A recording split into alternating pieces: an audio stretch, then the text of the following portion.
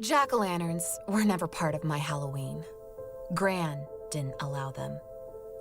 She didn't approve much of any modern All Hallows Eve traditions, but especially not the carved pumpkins. A devil's gift to a damned soul, She'd say. Her Irish lilt was always thicker when she was reproachful.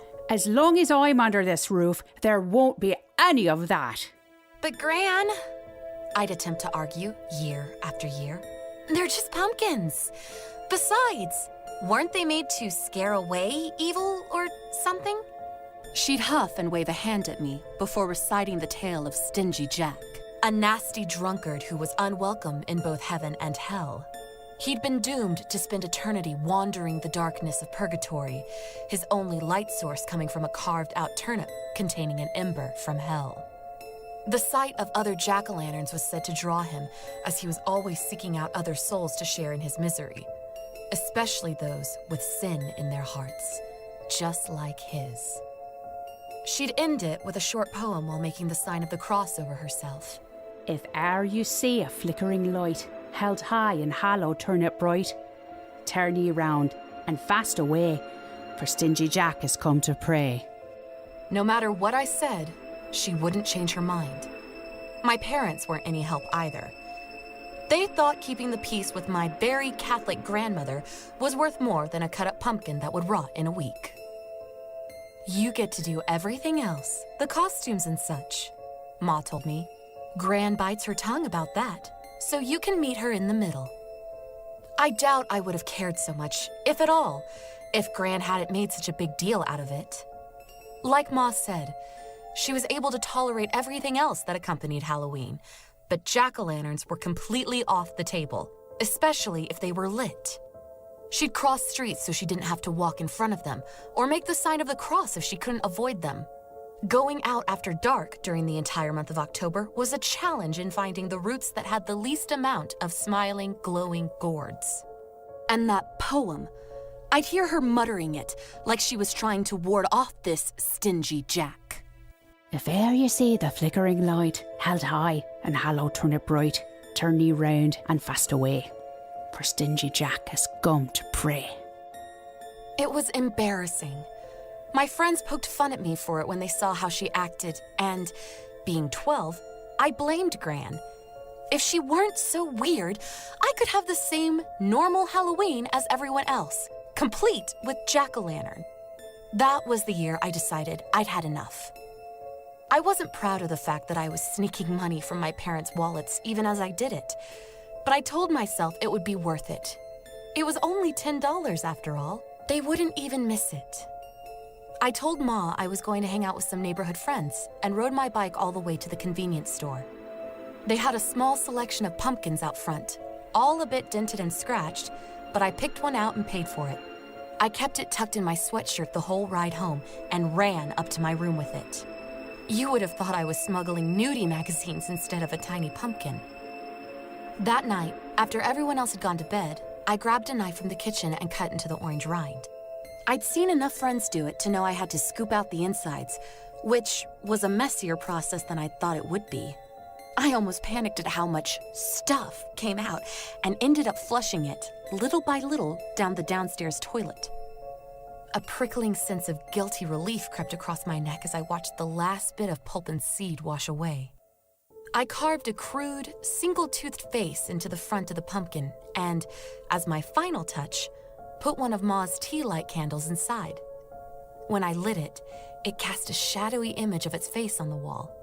I was so pleased, both with my jack-o'-lantern and with the fact I hadn't been caught. There was an undeniable scent of pumpkin in my room, though, and I slid my window open just enough to sit my creation on the sill. I didn't see any other jack-o'-lanterns still lit at that late hour, which made mine stand out even more in my mind. A chilly wind blew in, causing the candle flame to dance, and I sat on my bed, my comforter pulled around my shoulders, and I watched it with a smile until it was time for sleep. I left my window open to finish airing out my bedroom. I'd blown out the candle, but the pumpkin stayed in its spot. I liked opening my eyes and seeing it there, my private show of defiance. As I drifted off to sleep, I heard a muffled sound outside. It was distant, like it was coming from across the streets. Soft, slow footsteps.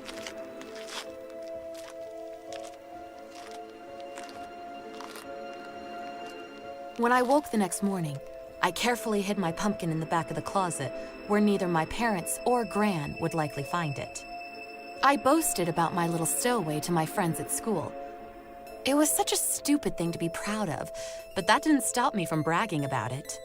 I'd never really done anything to defy my parents before, and it gave me a little thrill. Gran must have sensed that I was up to something, because at dinner that night, she studied me from across the table. Aren't you smiling like the cat who caught the canary, Sam? She said conversationally. I shrugged. Something happened at school? She asked. No, I replied, keeping my eyes on my meatloaf. Just a good day, I guess. Well, that's good, love. She smiled warmly before looking from Ma to Dad. The Gloucesters put out another one of their jacks, did you see? Yes, Mum, Ma said with a sigh. Oh, I tell them every year. I stopped listening at that point. I was convinced the Gloucesters added another pumpkin to their patch every year because she kept going over to remind them of Stingy Jack. At least I wasn't the only one who handled her superstitious nonsense by doing the opposite of what she wanted. I loved Gran, but it was beyond time for her to join us in 20th century America. As I had the night before, I waited for my family to go to bed before opening my window and resting my pumpkin on the sill. I lit the candle inside of it and sat in bed reading while it shined beside me. I'm not sure if I heard the footsteps or the breathing first. I was halfway through an action-filled chapter of my sci-fi novel when I became aware of the crunch of gravel and a low wheezing coming from outside. At first, I thought that it might have been Mr. Henderson, our elderly neighbor who enjoyed walking when he couldn't sleep, and ignored it. But Mr. Henderson never came up the driveway. The steps were slow and plodding, and they were getting closer. I sat up slightly, my book still half open in my hands, and turned towards the window. The breathing took on a raspy quality.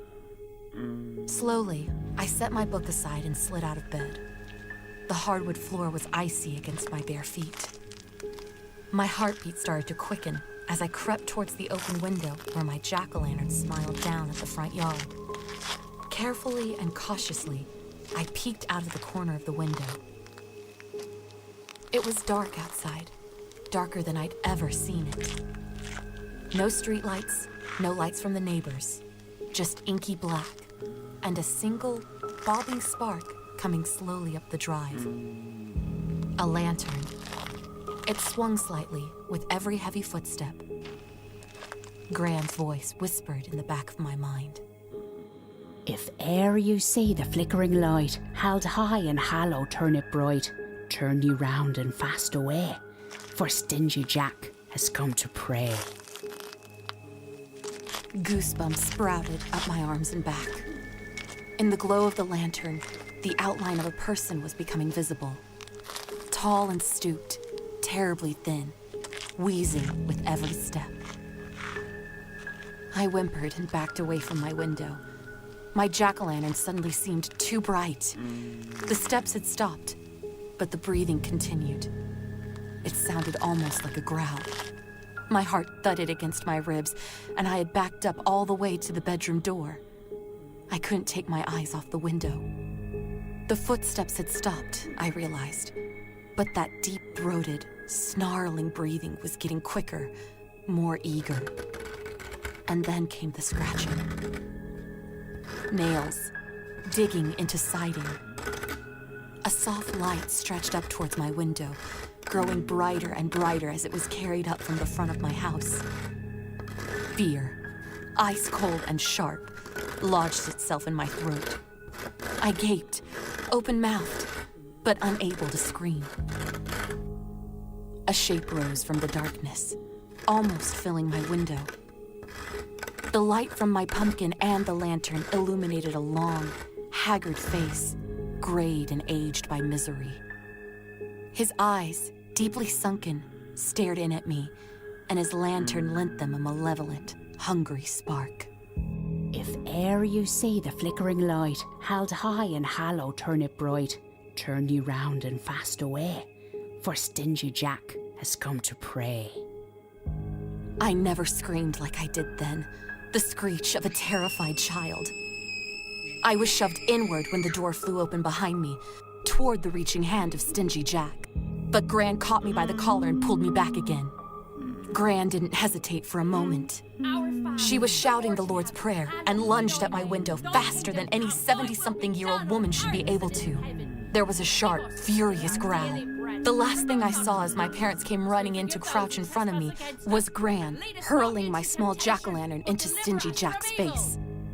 I pushed past my confused parents to follow Gran as she stormed out of my room and down the steps, still shouting her prayers. I begged her not to go outside, but she shook me off and threw open the door. Pieces of pumpkin covered our front walkway, but nothing more. My parents thought Gran and I had gotten into a fight over me having a secret jack-o'-lantern, and she'd thrown it from the window. I tried to tell them otherwise, but they didn't seem to believe me, even if they didn't stay mad at Gran. I guess if I wasn't upset with her, they didn't see a need to be either. Gran just said she'd done what she had to do. Sometimes I think it might have been a night terror. Mostly, though, I'm positive of what I saw. I don't know why, out of all the houses decorated for Halloween, he'd have come to mine. Maybe because I had stolen and lied and been proud of it. Gran always said he liked the company of other sinners best. Maybe it was because her belief was so strong that it had acted as some kind of beacon. Maybe it was a bit of both. I don't know. I'll never know. I'll also never have another jack-o'-lantern. Every time I think it might be time to try and overcome a 20-year-old fear, I just think of those footsteps and breathing outside my window. I just think of that face lit by a turnip lantern. And I remember my Gran's voice. If e'er you see the flickering light, held high and hollow turn it bright, turn ye round and fast away, for Stingy Jack has come to pray.